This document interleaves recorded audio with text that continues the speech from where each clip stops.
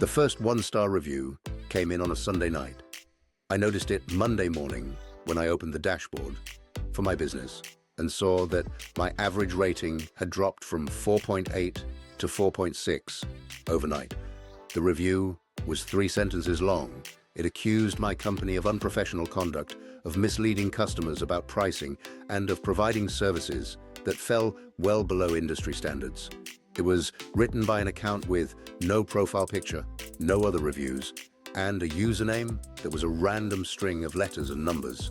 I had no record of doing business with anyone matching the description in the review. The complaint mentioned a service we didn't even offer. I flagged it for the platform's review team and went on with my day. I figured it was a one-off, maybe a competitor's bad joke, maybe a mistaken identity. 2 days later, a second one-star review appeared. Different account, same pattern. No profile picture, no other reviews, random username. The complaint was equally vague and equally inaccurate. It described an interaction that had never happened. A third review came that weekend, then a fourth the following week. By the end of the month, I had 11 one-star reviews on a business that had spent 2 years building a near-perfect rating. My average had dropped from 4.8 to 3.9. New customer inquiries had dropped by almost half. Someone was running a coordinated campaign against my business. They were doing it from accounts designed to be untraceable, and they were doing it well enough that the platform's automated systems weren't catching it. I needed to find out who, because whoever it was wasn't going to stop until I made them. The business was a wedding photography studio. I had started it 5 years earlier, after leaving a corporate job that had been slowly draining everything I cared about. I had built it slowly. I had photographed weddings on weekends while keeping my day job for the first 2 years. I had quit the day job only when the bookings had become consistent enough to support my family. By the time the reviews started, I had 2 associate photographers working with me, a small studio space in a converted warehouse, and a calendar that was usually booked 6 to 9 months in advance. Most of my business came from referrals.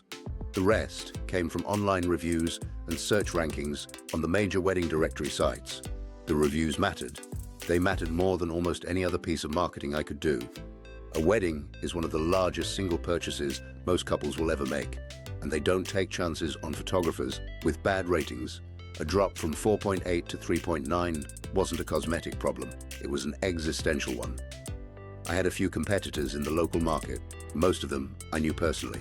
Wedding photography is a small enough industry in any given city that the photographers tend to know each other, refer each other when they're booked, and occasionally collaborate on larger events. There had never been any tension I was aware of. But there had been one situation, about 6 months earlier, that I had filed away as worth remembering. A photographer named David had moved into the area from out of state and had started aggressively undercutting prices in our market.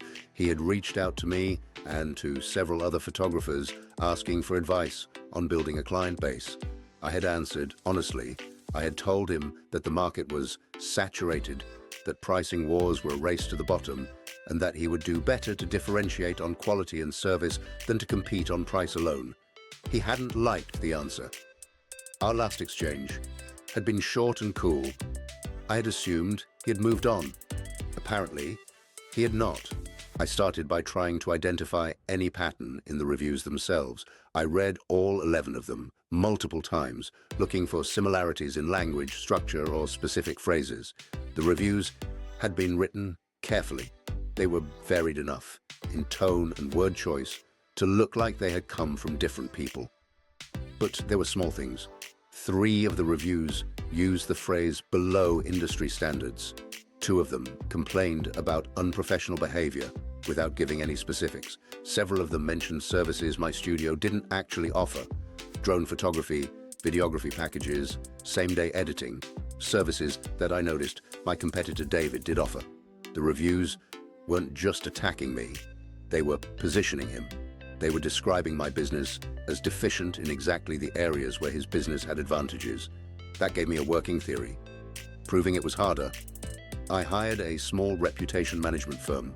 They specialized in cases like mine, coordinated review attacks on small businesses. They had tools and techniques that the platforms themselves didn't make available to business owners. They could analyze account creation patterns, IP address clusters, posting time patterns, and other metadata that ordinary users couldn't see. They worked on it for about 3 weeks.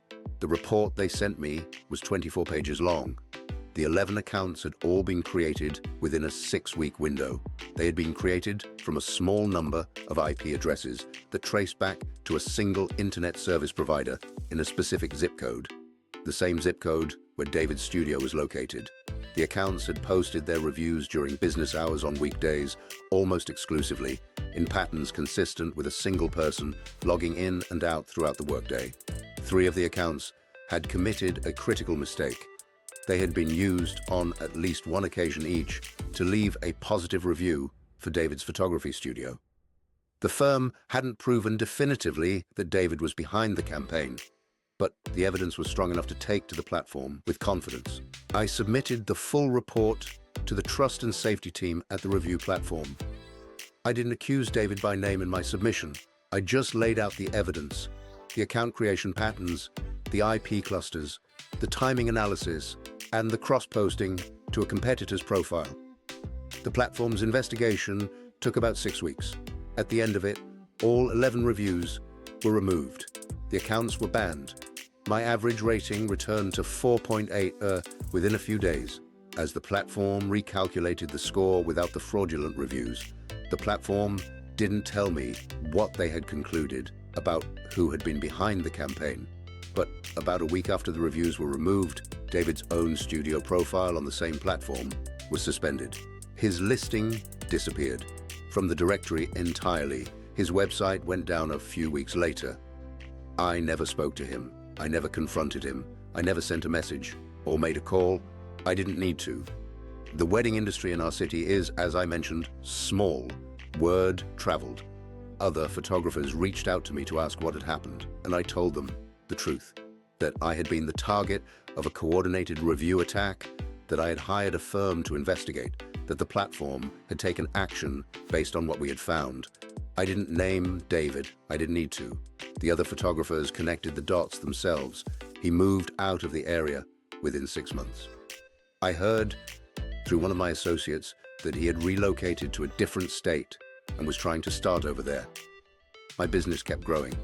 The associate photographers I had hired became full partners. We expanded into a larger space the following year. The reviews kept coming in, real ones from real clients, and the rating climbed back above 4.8 and stayed there. The report from the reputation firm is in a folder on my desktop, along with screenshots of every fake review and every piece of evidence we gathered. I've never needed it again, but I keep it for the same reason. I keep the contracts and the insurance documents and the tax records. Someone tried to take what I had built. They almost succeeded.